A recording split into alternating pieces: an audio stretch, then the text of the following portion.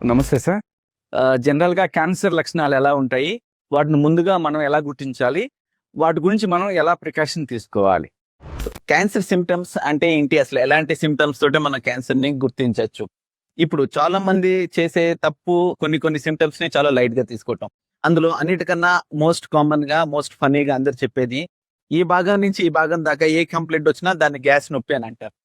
గుర్తుంచుకోండి, గ్యాస్ నొప్పి అంటే అది serious complaint such as heart attack అయినా అయ్యుండొచ్చు, లేదు ఇంకా ఎక్స్‌ట్రీమ్‌గా క్యాన్సర్ సిమ్టమ్స్ కూడా అయ్యుండొచ్చు.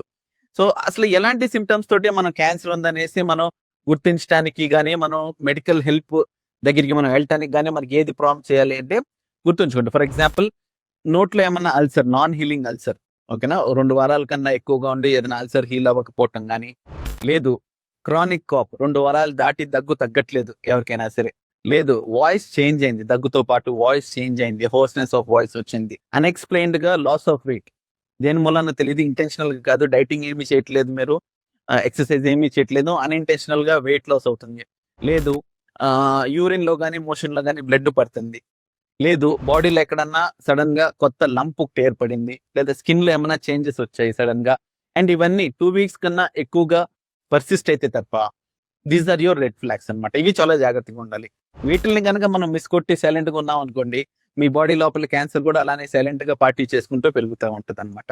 సో, 2 వీక్స్ కన్నా ఎక్కువగా ఏ సింప్టమ్స్ ఉన్నట్లయినా సరే, గూగుల్ చుట్టమే కాదండి, డాక్టర్ గారిని కూడా ఎళ్లి కలవండి. ఎర్లీగా క్యాచ్ చేస్తే క్యాన్సర్‌ని కంప్లీట్‌గా క్యూర్ చేయడానికి ఛాన్సెస్ ఉంటాయి.